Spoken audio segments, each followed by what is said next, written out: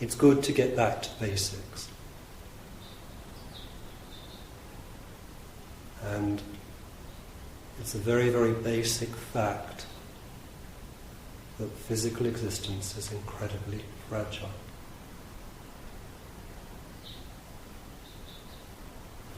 People around us die, people older than us and the same age as us, sometimes younger than us. And we try, I guess, to forget and move on and get on with life, but basically we're just moving more and more, deeper and deeper into the thicket of death. And we're going to be got sooner or later. We're just moving further and further away from where we come from and closer to death. And it's going to pop out from this bush or that bush or behind that tree, whatever. It's going to get us. And that is life. It's terrifying. And basically, 99% of modern culture is designed to make us forget that.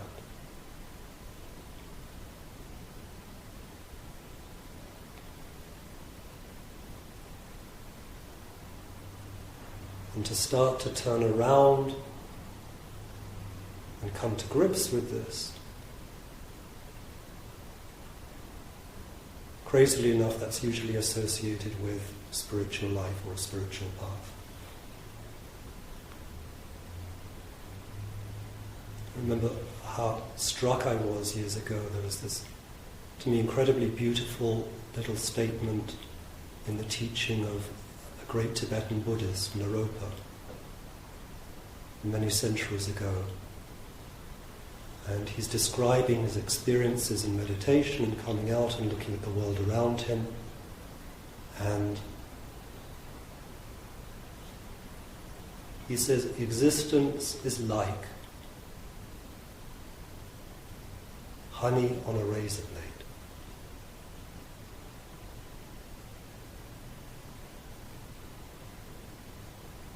You think you can get away from it. You think you can get away with it. You're going to get cut anyway. Honey on a razor blade. It's so fragile.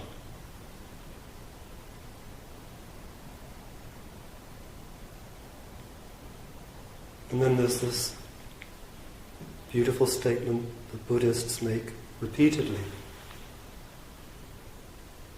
They say it's so rare to be born as a human. It's such a rare opportunity to be born as a human. And if we waste it, we're wasting something incredibly precious. This is something so fragile, so rare, and we're given the opportunity as human beings, just the opportunity, not the guarantee, but the possibility of waking up, becoming conscious. And if we don't take that opportunity, then this incredibly rare gift has just been wasted and thrown away.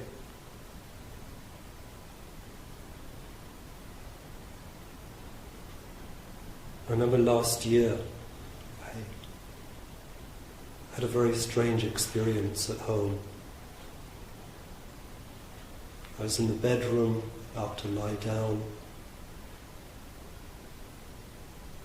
and just at the moment of lying down on the bed, I suddenly realized something for the first time. It was quite amazing. It was just to see it, actually to see it totally in the moment and just be aware of it without anything interfering. And that was that we live in a physical world. And our bodies are nothing else except for something we're given to allow us to navigate through this physical world. Without bodies, we couldn't move in this physical world. And I can tell you, if you don't have a physical body and you want to communicate with this world, it is incredibly difficult. It can be done, but it needs so much effort and strain and love and perseverance. And that's all that these bodies are. We get vain and we get worried about the wrinkles and everything. That's all they are. They are simply a utility to allow us to navigate, to move through this physical world. That's all they are.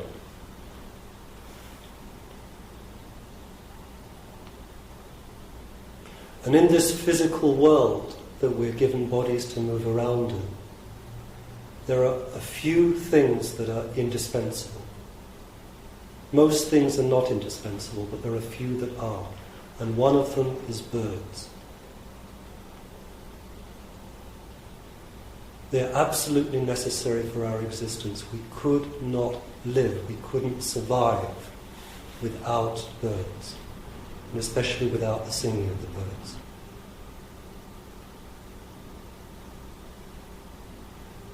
Someone told me something recently about the wonderful mystic Rudolf Steiner. Steiner, he worked a lot with agriculture. He's done some really wonderful work in transforming agricultural processes, methods, and that work goes on. There's apparently one thing he said, which, when I heard it, I said, "This man knows. This is a true mystic." And what he said was that without the singing of birds, no plants could grow. He said, in fact, that even the beating of the wings of birds is necessary to carry the agricultural cycle through year after year. Because the seeds, the plants, life, all organic existence is listening. And without that song of the birds, nothing would happen. We can try and put the plants away from the song of the birds and prove this wrong in an isolated example. But we don't know how long that would go on. And also, as we well know, music has an effect on plant life. But Steiner took it right to the essence, and he said that naturally, apart from human music, in nature, the singing of the birds is what makes it possible for plant life to exist.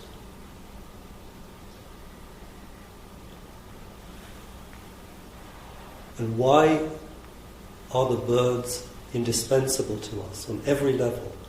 It's because they're angels.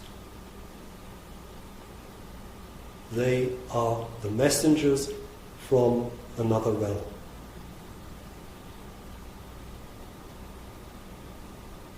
Sometimes we can hear a bird singing and there's this incredible sweetness,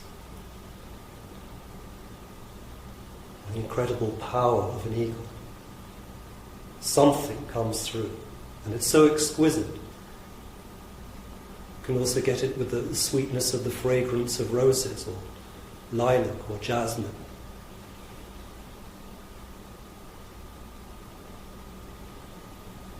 And then we actually try to manufacture, to reproduce that sweetness somehow by baking fruit or pies or cookies or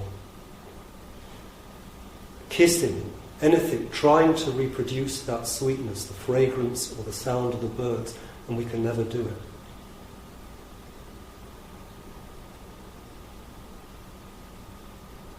We go on trying, and that's most people's lives. Trying to reproduce these moments of sweetness.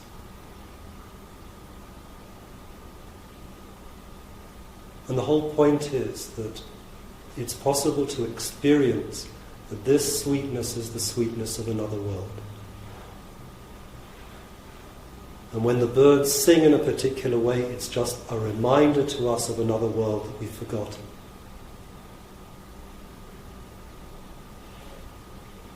Without those reminders, we go crazy. Try to live without birdsong for a long time. You may get away with it for a few years, even for a generation. But they're the reminders of another world. And without those reminders, we would go totally crazy.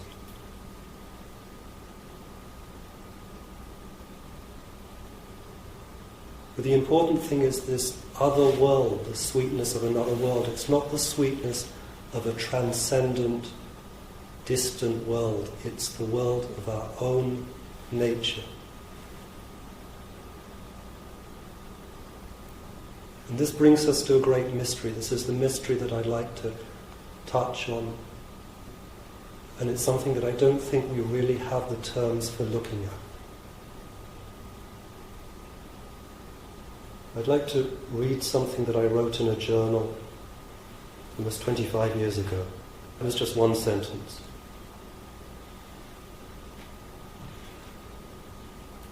The fact that different types of birds have different songs is the foundation of all the divine mysteries.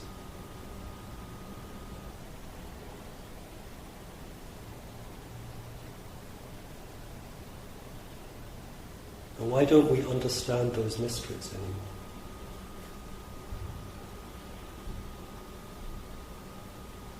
And I need to contrast what I just read out. The fact that different types of birds have different songs is the foundation of all the divine mysteries, with this opening passage in an article, The Language of the Birds, which was written by a man called René Guénon in the last century. He's widely considered probably the greatest esoteric writer of modern times. And I've referred to this passage before for good reason. It's so important. And this is what he says. I quote, "There is often mention in different traditions of a mysterious language called the language of the birds.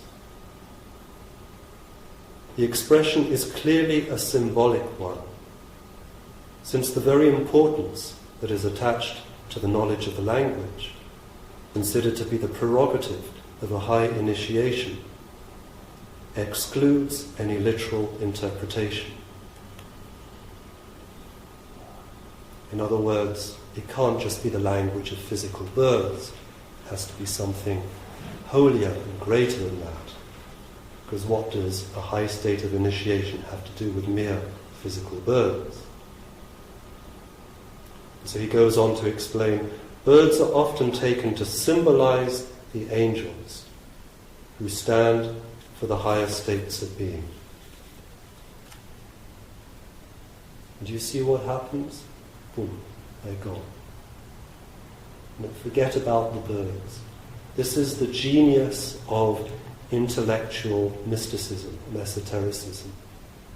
It starts from something apparently literal, and then the next step has got rid of the literal. They don't matter anymore. It's like we start from something fundamental on the next stage, and you can see how the mind works. This is how it works on every level, all the time. Inside us, outside us, with intellectuals in our everyday life. We start from something very simple, very basic, and then in the next moment, we've actually argued it away. It's vanished. And this is how we have been robbed. It was here a moment ago, but now, no. We can talk about angels. Nothing to do with mere birds.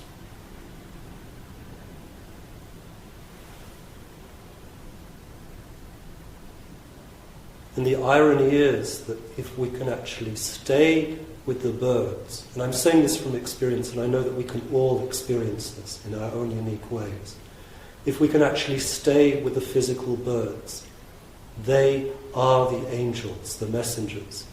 An angel is simply a messenger. That's what the word means, angelos.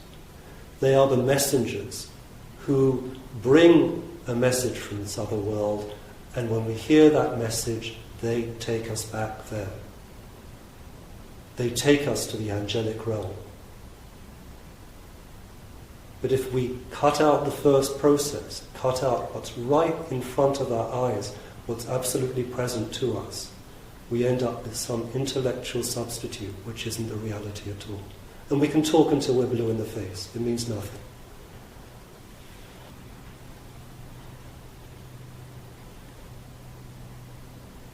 And this basic dynamic, this is why I love birds so much, is because what has happened with the birds is exactly what has happened with the work that I'm trying to do, the ancient tradition that I'm trying as best I can to bring back into consciousness. Because it's something so basic, it's something that is so self-evident when you look, when you listen, but it's something that we've been robbed of.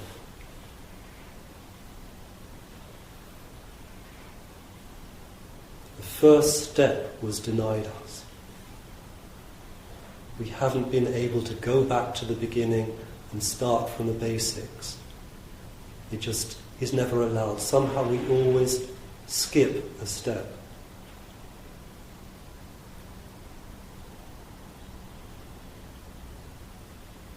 This is why I find that expression common sense so wonderful. Because, as I explained towards the end of reality, common sense originally was not what common sense is now. Common sense originally was what allows us at this moment to listen to me, to listen to the birds tweeting in the background, to be aware of the trees, the moving branches in the wind, the feeling of our bodies on the chairs. That was common sense. Quite literally, that is the meaning, common sense. And that one expression has been trivialized. First of all, it was intellectualized, then it was trivialized, and now it means absolutely nothing at all. Nothing.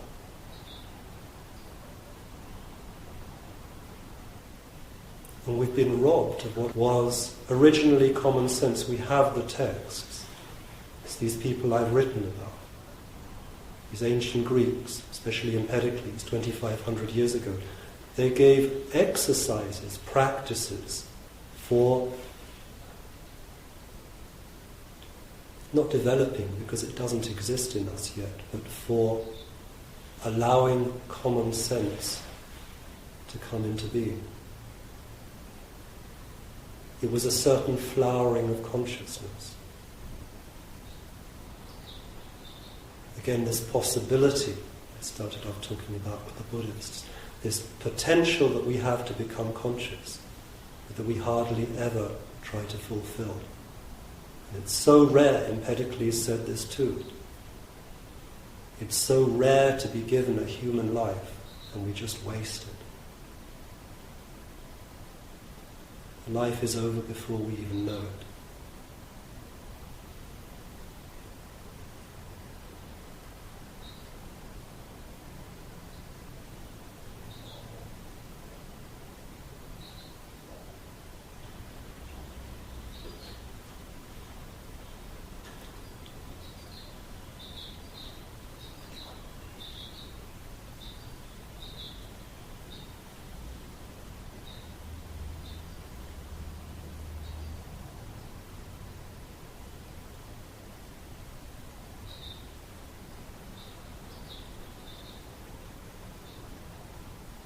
Life is very short. And if we look factually at how short our lives are, it's enough to make anybody depressed. We try so hard to make things work and build a family and a home and success, and then after a few years it's all gone. But traditionally, this is what impels the individual to start searching for what lies behind the scenes of this apparently physical world. And you start to turn around and realize that life is so short, things don't add up. That's traditionally when the search begins.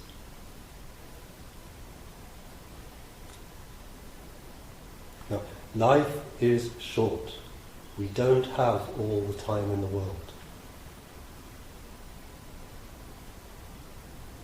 We're here for a very short time, and all of us somehow know, but we don't know how to put it into words or understand it. We all somewhere know we have a purpose to fulfill. That's the reality of being a human being. And we have a purpose to fulfill because we are here to serve. And we're here to serve something unbelievably, unimaginably powerful and real. That we can keep on recycling the same ideas, reprocessing our thoughts until we die. That way we go nowhere. I find it very beautiful how the ancient Greeks, who laid the foundation for our civilization 2,500 years ago, described this very clearly, very beautifully, in very powerful poetry, just how if we keep on going through the same circles and circles and circles, that's our life, we're going nowhere. As they said, it's not a path that's even worth talking about. They described it quite perfectly. And I think it's important to understand that nowadays even our most fanciful modern ideas, they're just the same old concepts dressed up. Like the latest model of a fashionable car. Keep our minds happily churning on and on. You pour old wine into new bottles, new wine into old bottles. We don't know how to pour new wine into new bottles because the mind can't do that.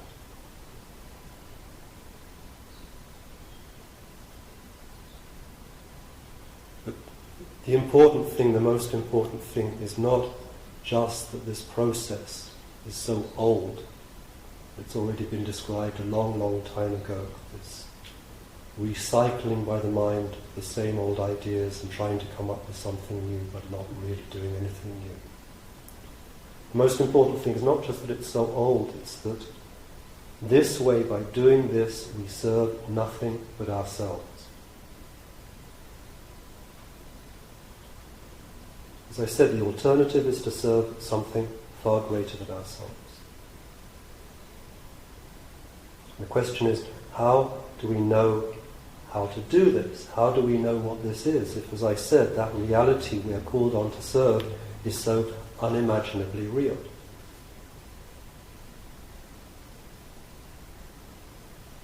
Well, the answer is that life is incredibly simple and extremely economical.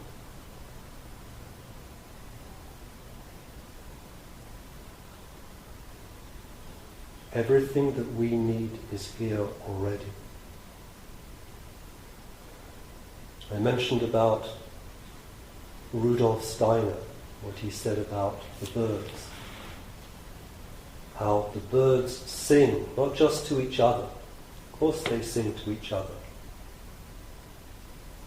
But they also sing so as to draw the plants and vegetables and flowers and trees out of the tiny seeds buried inside the earth.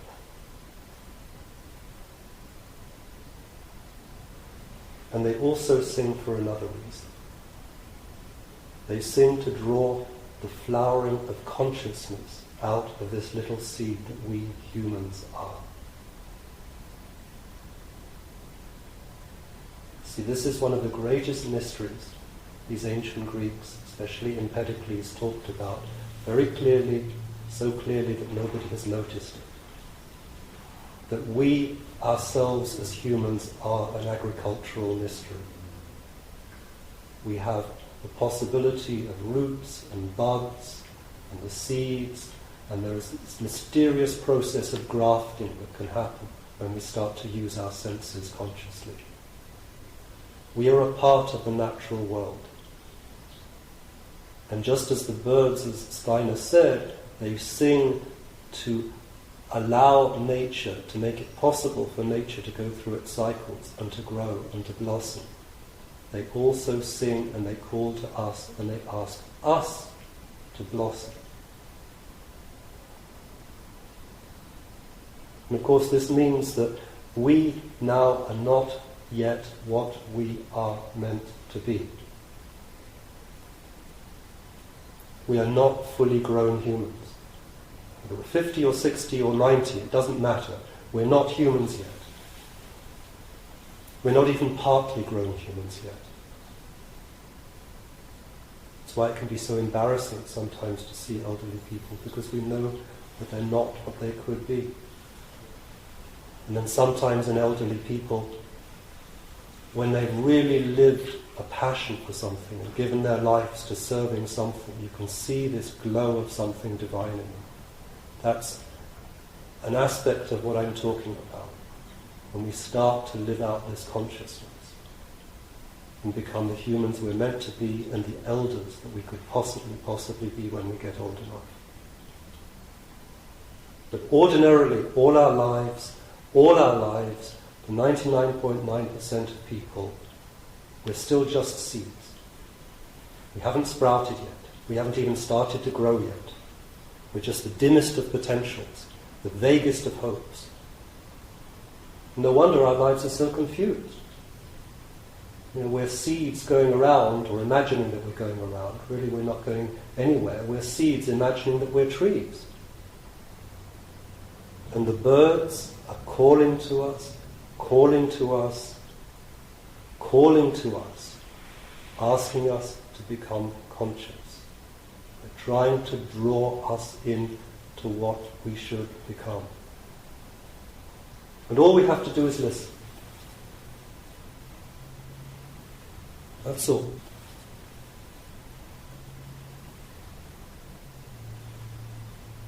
Because when we start to listen to nature, we are starting to come into our senses. And it's through using our senses consciously that we begin to become conscious.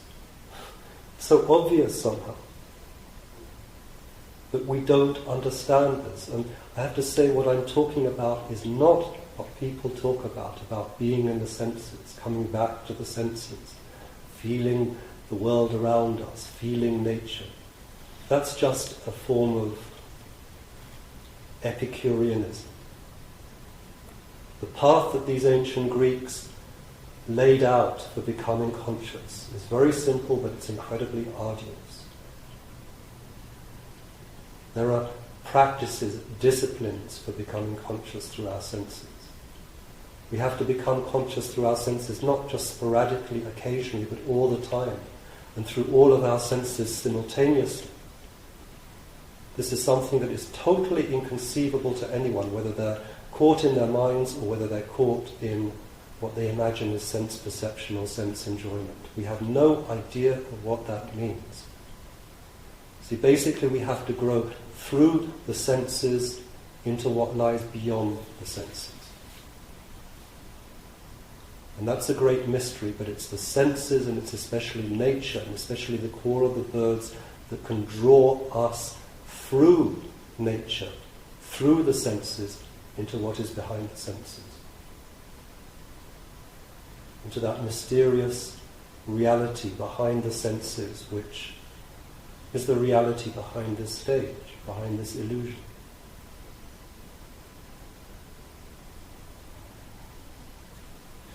And it's by starting to become conscious in this way that we can begin to fulfill our cosmic purpose. Now, this is what practically every meditation practice and teaching in the world has forgotten. The real purpose of meditation has nothing to do with us, our own enlightenment, our own benefit, our own awakening, our own kundalini, our own chi, our own breathing. It's not to do with that. That's just a corruption of what meditation originally was supposed to be.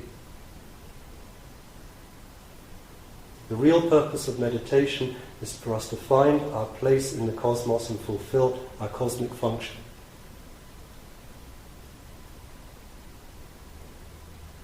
It's for us as humans to do for existence what we and only we can do.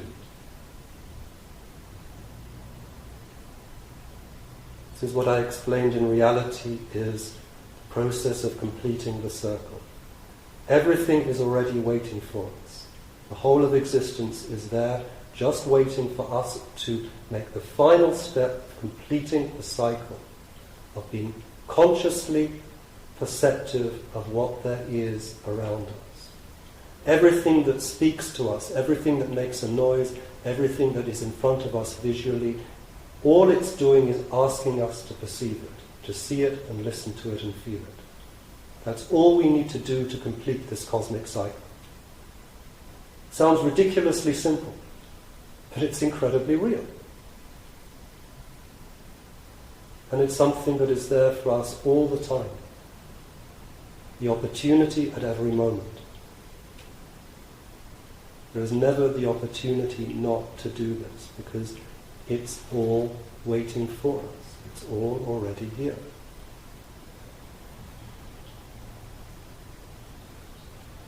Now, is this process of waking up sweet? Is it beautiful? Yes, exquisitely. But it's also the opposite.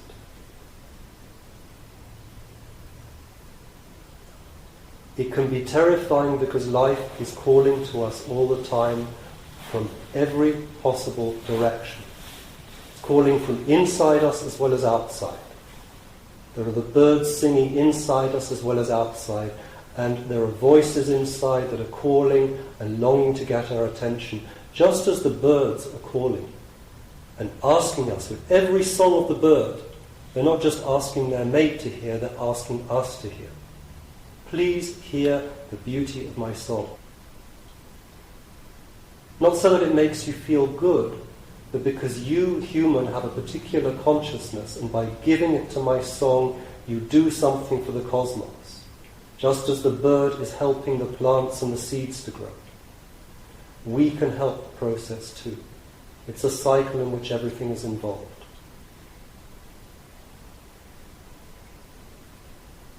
And here I want to state something very clearly about depression, because I don't think that many people know about this.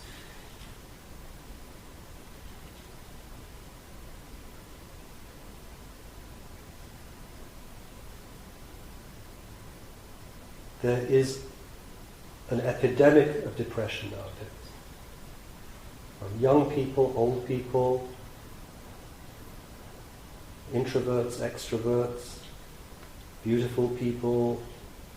It's not choosy in where it hits. There's no rationale for why someone would get depressed and someone not. It can sometimes come because of a difficult childhood and upbringing or abuse, but sometimes it comes for no reason at all.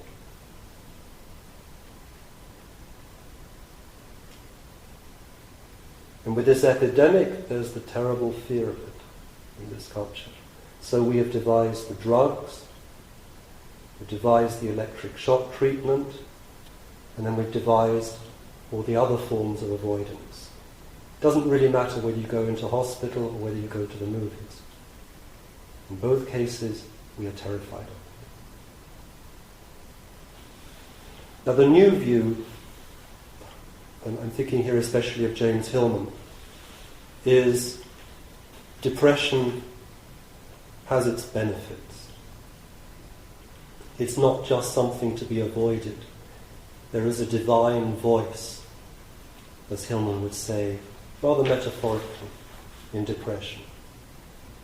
There is a Saturnian quality to it. There is the presence of Saturn there. And if we avoid depression, we avoid something necessary in life.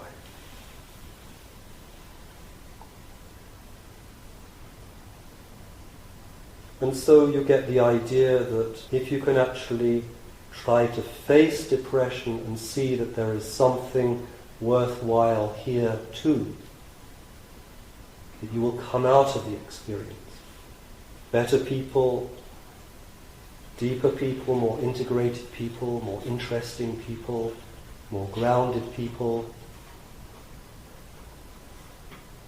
You know, the benefits can be listed. It's a hard pill to swallow.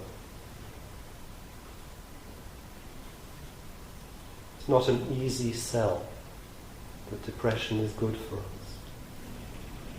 But even so, there are psychologists who do their best to say there is something worthwhile in depression.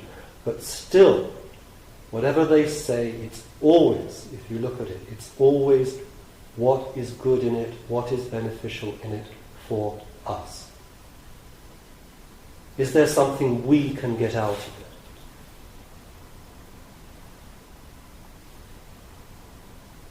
When or if we come out of it. It's still 100% selfish, totally self-oriented, and completely narrow. Now it seems that because depression is something so obsessive, that it's necessary to be focused like this and narrow. Depression draws us in and makes us feel lousy, and draws us into this introverted self-obsession. But what if there's something much more to it that we're not aware of? And what if it's not about us at all? What if it's not even about benefits for us? What if there's something else involved? What if there's someone else involved? And what if it's not even we who are depressed in the first place?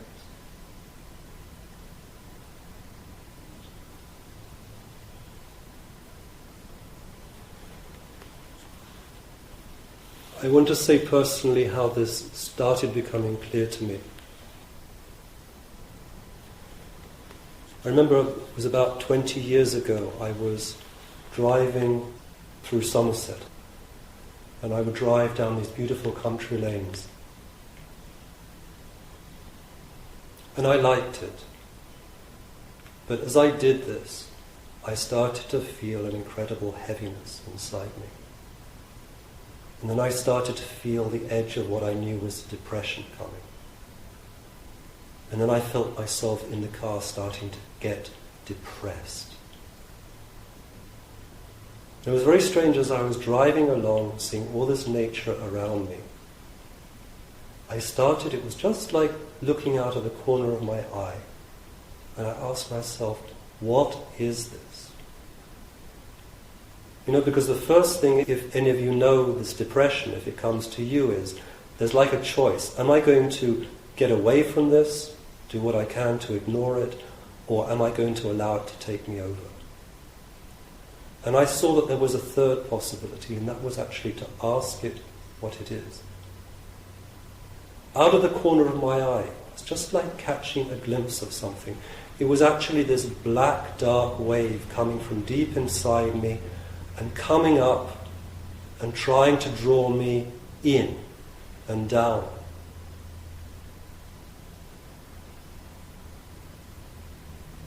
And I had this sense suddenly that it was alive. It was intelligent, it was conscious. And I was terrified of it, as people are terrified of it, because they don't understand that consciousness. You know, look at it. Why do people get so scared of getting depressed? Let's say because they get depressed. What if they're really scared because something so dark is coming and they know there's an intelligence behind it? And that's what I saw.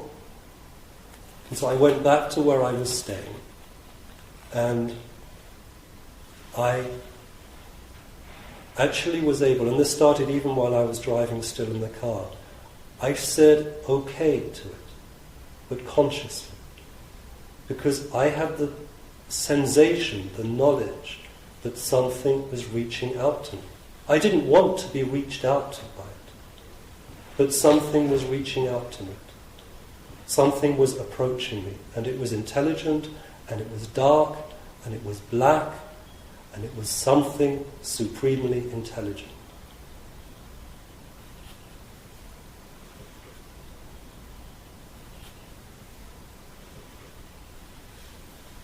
I remember then I sank into it. I allowed it to come up,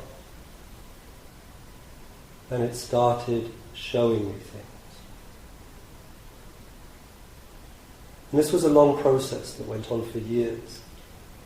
And I started to realize that this intelligence is actually what the ancient Greeks referred to as the divinities of the underworld. The chthonic powers, the powers of deep inside the earth. And I gradually began to realize that this wave of depression, that it comes up and it just wants to touch us. And that's the first moment where we apparently have the decision, am I going to run from this? Am I going to the mall? Am I going to go and buy something even though I don't need it, just to get away from this threat? Or is it so powerful and are my personal defenses so weak that I'm just going to have to let it come? And I realized that this blackness, this reaching, this is the fingers of Hades. This is the fingers of Persephone. This is the fingers of the underworld divinities reaching out and trying to touch us and make contact. You know, we know these beautiful paintings about God reaching down and with his finger touching Adam's finger and giving life to him.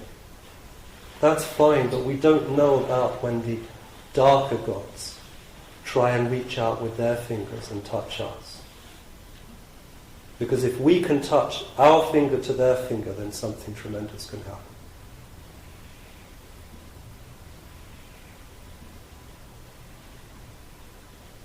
And it was years after that I came across these incredibly, exquisitely beautiful ancient images from Italy and Sicily of this smiling Persephone, the queen of death, who according to some ancient traditions had this touch which is healing.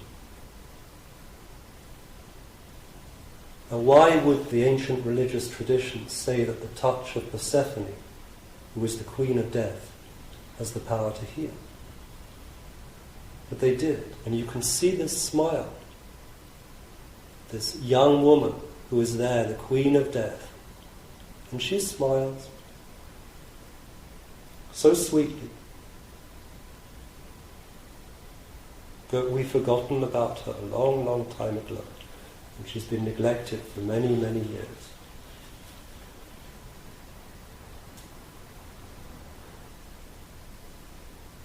Now, in the ancient world,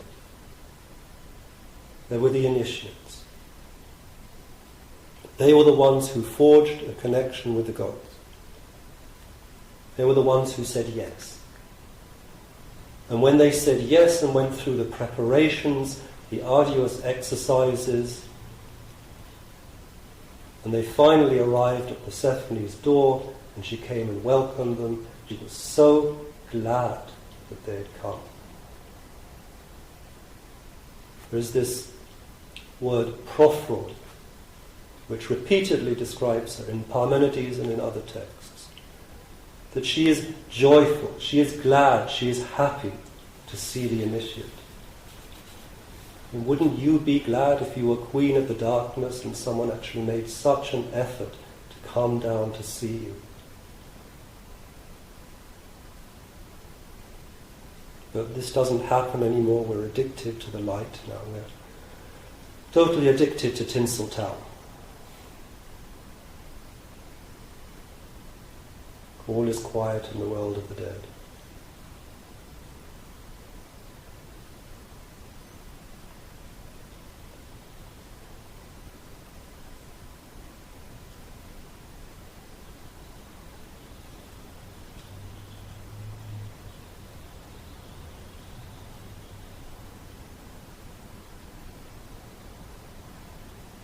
The shamans don't go there anymore. They don't know how to. And there's so many young people who are shamans. They know it, but they don't know how to do it anymore. They go in and out of mental hospital, drugged up to their eyeballs, because there isn't a culture to serve them anymore. And without a culture to serve them, they can't serve their culture.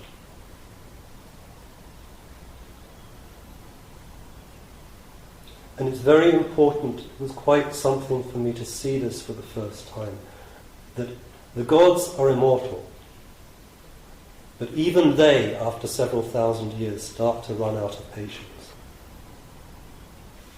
They're immortal, they're eternal, but they have their limits too. They get sad.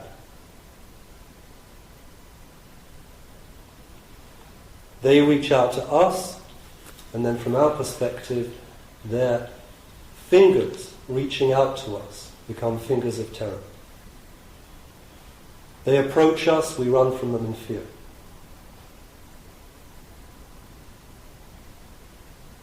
Because we don't understand that the gods need us as much as, even more than we need them.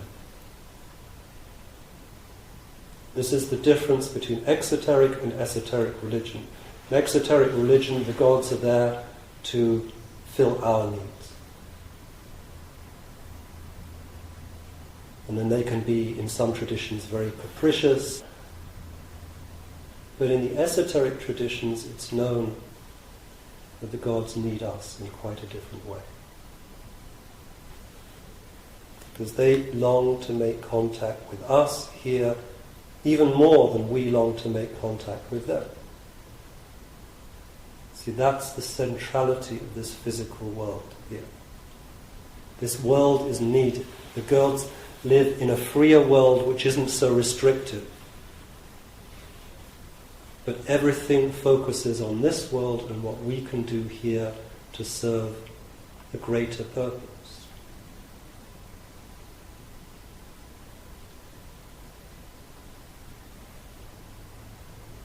Every time we're reminded of this, we get scared. Every time that the gods try to approach us, we're terrified. People who used to be the messengers, the shamans from this world to that and that world to this, they don't function anymore. And the people who claim to be our modern shamans and messengers, they're just the fakes. They speak to us, about our benefit, about our wealth, about our gains. And it's worse than having no messengers at all. Better if we just admitted that all the connections have been severed. It's over.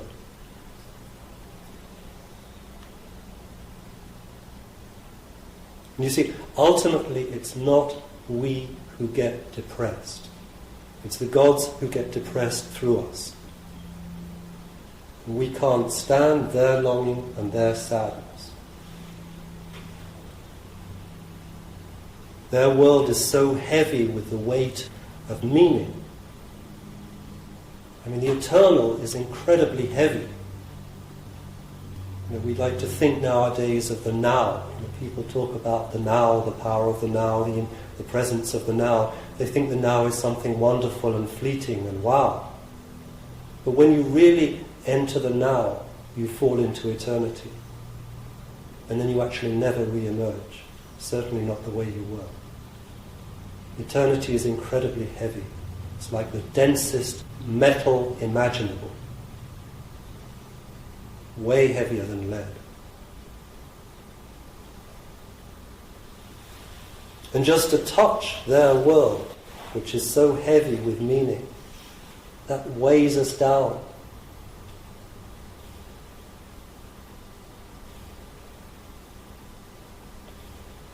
And this, of course, is one aspect of longing, why we can have the most beautiful experience of the divine, and it's so exquisite in the moment, and then we go into this depression afterwards because we've been separated from it again. And then we get the longing for that, and it goes on and on. And we feel, why am I so depressed that I can't get back to that? Well, what we don't actually realize is that partly that depression, that longing, is a result of touching such a weighty reality.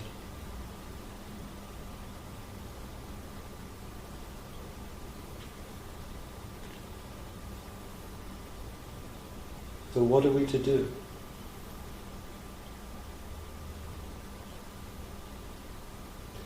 We need to learn to find the courage to listen to the call. And what is the call? Well, it may be a call that draws us to do some work we don't really want to do. It may be a call that draws us one evening not to go out with friends, and just stay alone at home.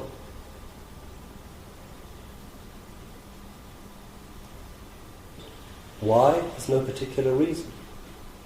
It's just something that's calling to us. It says, please, tonight I want you for myself. Can you be with me? And this call, it can come through nature, especially through the birds who are singing and calling to this buried seed that we humans are.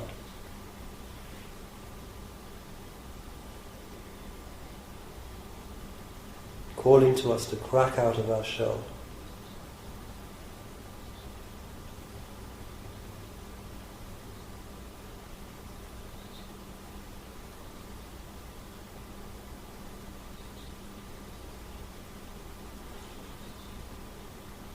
Or it can come to us not from outer nature, but through our inner nature. Because even depression is, initially at least, before we imprint on it all our psychological patterns of fear and avoidance, even depression is a perfectly natural happening.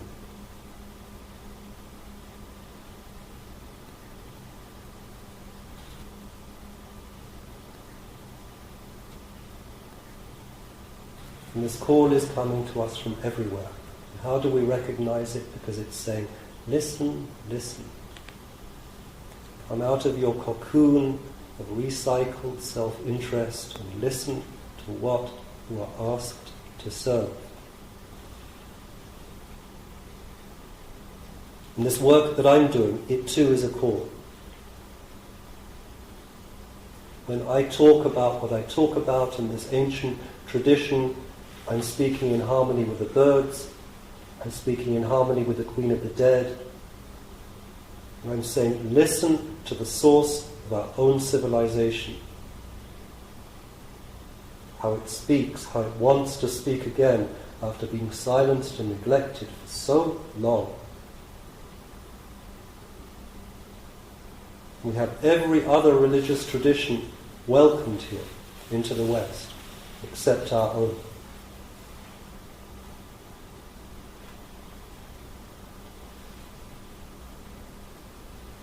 And finally, I need to try and make this real. I'm going to give an example of what I mean by this call through depression. This happened on Vancouver Island in 1995.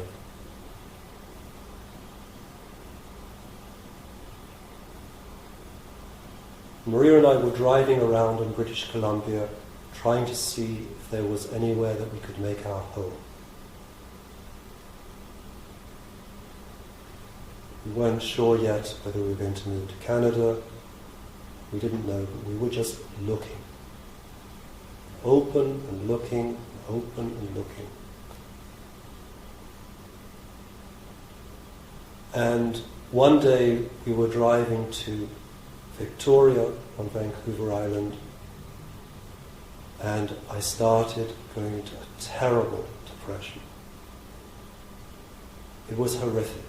And I was driving the car, we found a nice bed and breakfast, and by the time we actually got out of the car parked in front of the bed and breakfast, I could hardly move.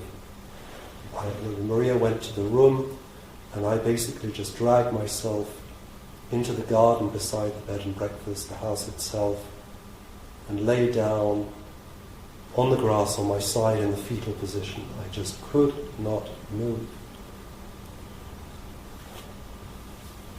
And later in the day, Maria went out to meet with a friend of ours. And eventually, I just managed to drag myself to bed. with the greatest difficulty and lie down. I fell asleep. And I had a dream. I'd like to tell the dream. It's very simple. In the dream, I was in a totally bare room. Nothing, no defining characteristics, nothing. No furniture, anything. A totally bare room. And I was there, and there was one other person there in front of me. And she was an incredibly beautiful black woman, shining black skin. She was totally naked. And she was in terrible suffering. Most horrific suffering. I could see it was physical, emotional, every level. She was in so much pain. And I said to her in the dream, "What's the matter?" And she said to me,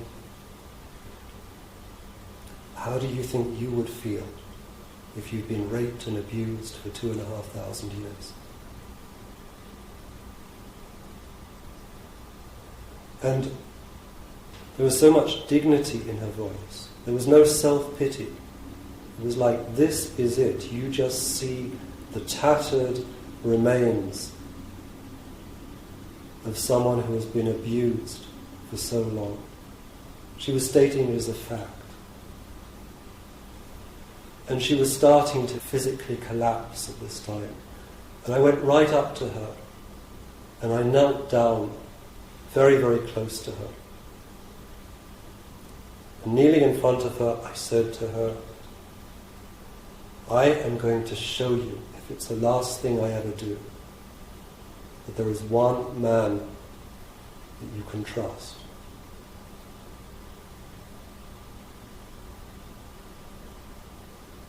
And that was the dream.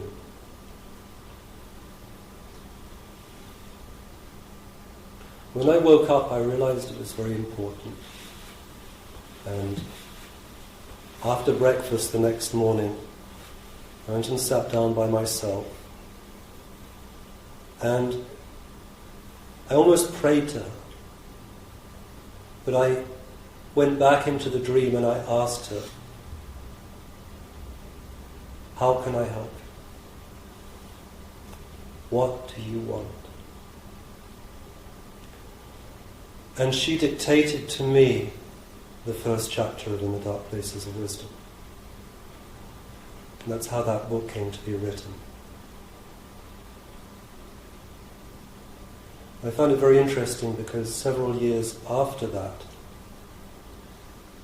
I came across a very obscure article by a very wonderful German scholar who lived about 100 years ago.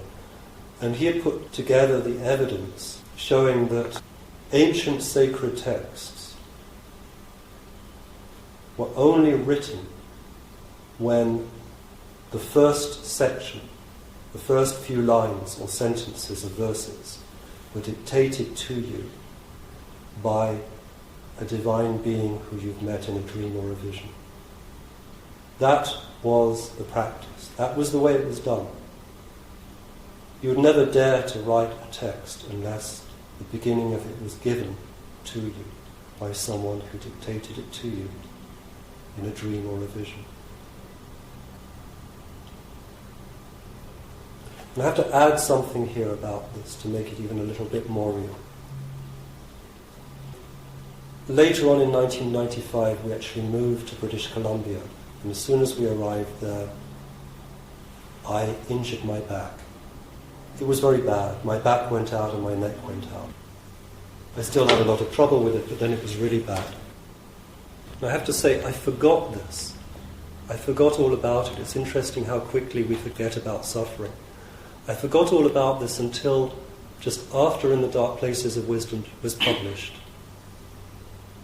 I met with a very famous author in Vancouver. We went for a walk in the park there. He's a man who's written wonderful books about dreams and dream interpretation. And he said to me, how did you come to write this wonderful book, In the Dark Places of Wisdom? And I said, well, it was because of a dream. He said, what, you had a dream? I said, yeah, well, it's a book about dreams. So it's quite logical that I wrote it because of a dream, and he was amazed. You know, he tells people to take dreams seriously, but he'd never met anybody who does take dreams seriously.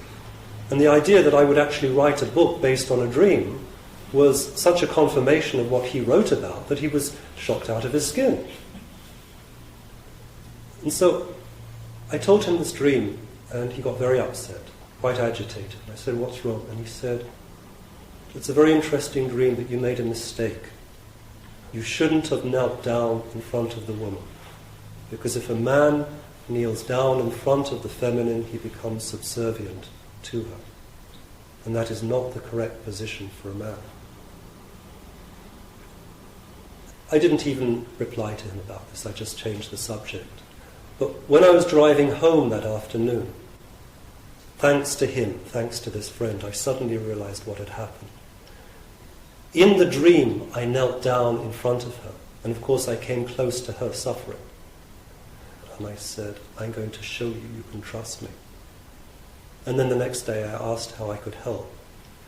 Now, because of my back and my neck problem, I wrote the whole of In the Dark Places of Wisdom, not sitting in a chair. I couldn't sit in the most comfortable office chair.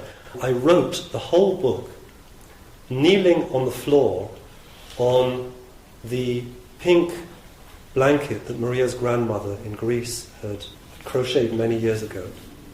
I knelt for 3 years writing that book with my laptop on a little chest in front of me. That is the power. If something is going to be done, it is done. I knelt in the dream, and then for 3 years I had to kneel.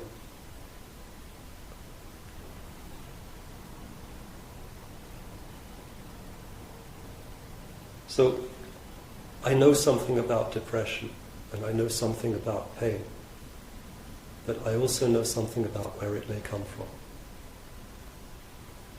And maybe we need to take on a little bit of the suffering of the inner world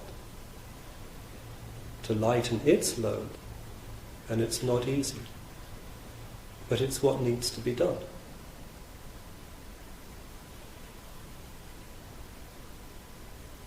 And of course, what I did, even in the dream, when I knelt down in front of this woman, was I was offering to serve. Because if you see something so beautiful, you have to want to serve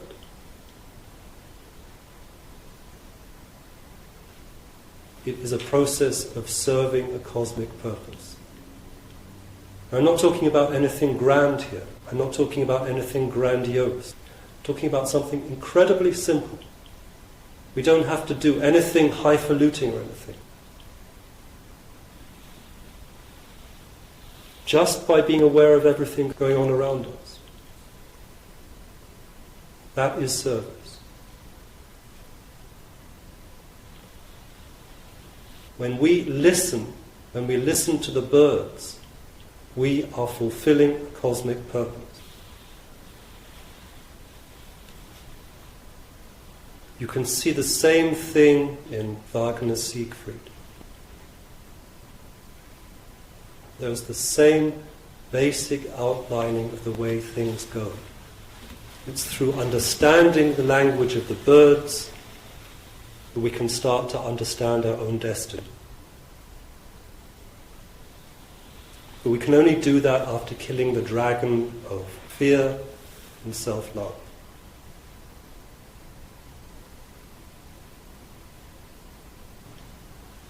So this is the material of myth, but it's also the material of the mysteries. There's Persephone, the initiates.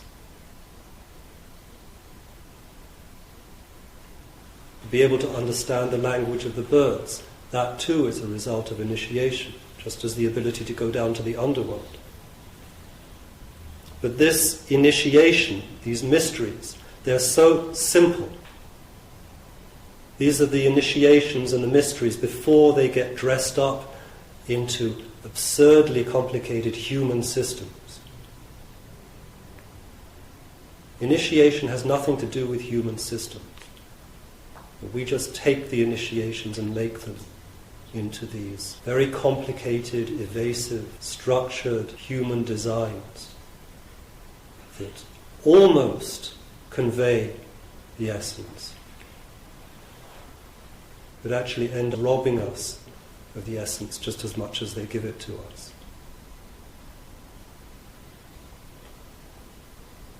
So these are the inner, mysterious, esoteric sides, but there's also the very, very simple exoteric side, the outer side. I remember the Dalai Lama saying something so beautiful. If you feel bad, if you feel frightened in a particular situation, try to remember that you're not alone. Try to remember that there are other human beings around the world who are feeling frightened because of very similar situations.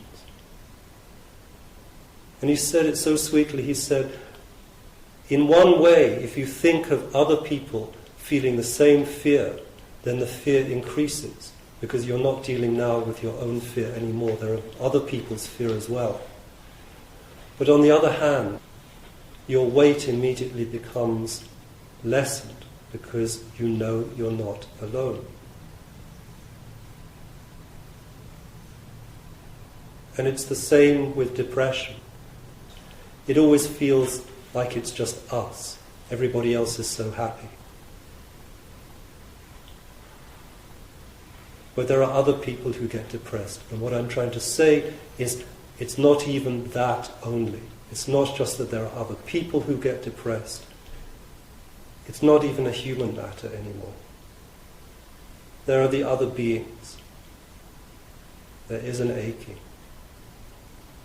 And actually to be able to participate in this is to transform something, to bring in this consciousness.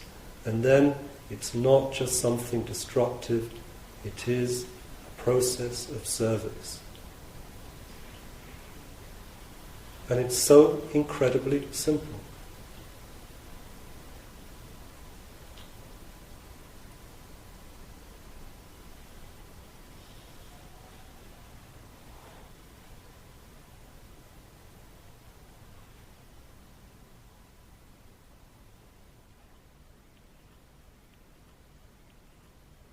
When we ignore the singing of the birds, when we ignore depression, we're depriving ourselves of access to the mysteries. And then we're depriving ourselves of the possibilities for human evolution. Human evolution isn't what we think it is. It's not some grand transitioning onto some superhuman stage, grandiose ascension into the stars. Simply bursting the shell, this pre-human stage we still live in, and starting to exist as the real humans, which in spite of thousands of years of illusions, we've never managed to become.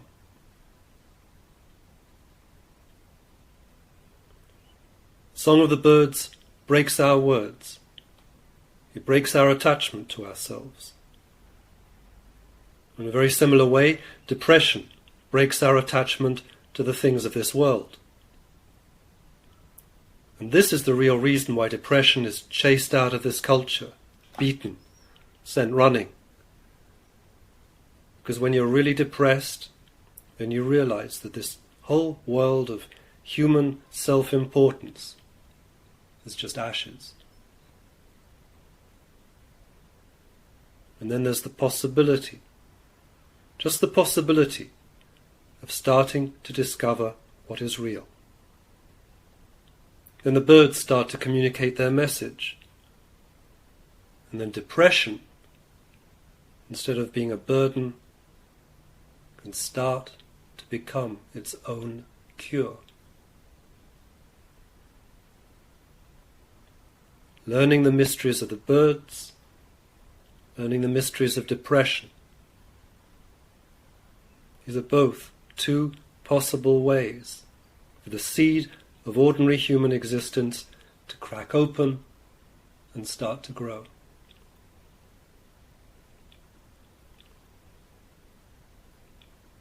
no coincidence that this ancient tradition I've been speaking about, or speaking from, this tradition that once seeded the Western world we live in, had two fundamental practices. One was the practice of common sense, of starting to become awake through our senses. And the other was the practice that used to be known as incubation, the ancient technique of lying down in a temple or sacred space and learning to die before you die. To come as close as it's humanly possible while still alive to the world of the dead. And neither of these two practices was designed to give us what we want, or what we think we want. On the contrary, they're designed to take us beyond you and me altogether, to where there's no naming, no wanting, not even any intention. The practice of common sense gives us access to the world of the birds. The practice of incubation allows us to sink into the world of the dead. And it's no coincidence either that these two worlds, the realm of the birds, the world of the dead, are traditionally the two great sources of oracular knowledge and oracular power. They're the two magnificent realms that, once they've been entered, allow us, for the sake of others, to hear and understand and bring back the messages of the gods.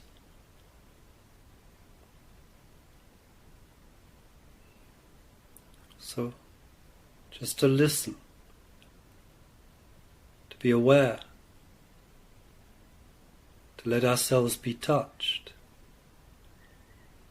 This is the way to become a messenger for the divine. The divine above, the divine below, the divine in heaven, and the gods still lurking underneath us. To hear their message is to be their interpreters, to let them speak through us as we connect the above and the below, and find the whole universe inside our simple human selves.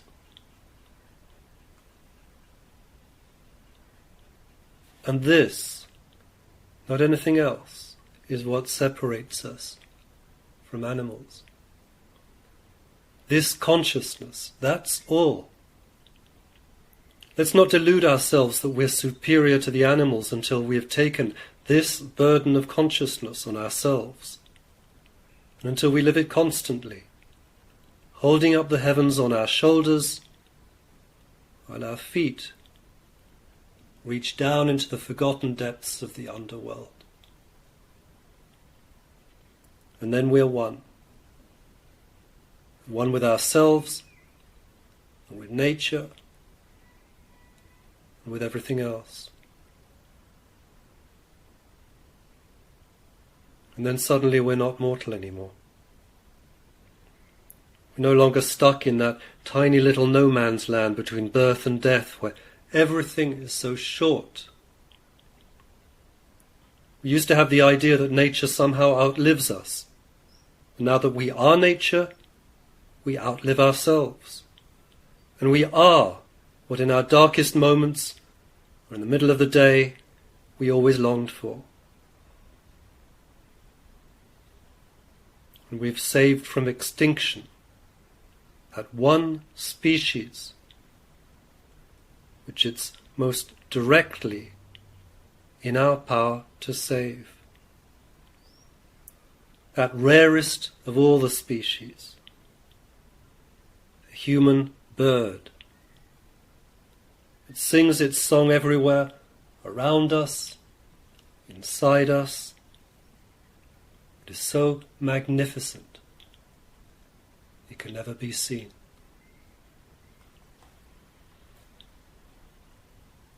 then we carry the sweetness of birdsong and of all nature inside ourselves. Sometimes we can even taste it in our bodies, in our throats. Sweetness, sweeter than the sweetest imaginable taste. Then we also carry inside ourselves a darkness that can terrify people. They even catch a glimpse of it. The darkness and vastness of nature at its wildest. And unless we can bring at least a hint of this sweetness and this darkness into existence for others to experience and absorb and eventually understand, we'll have achieved nothing.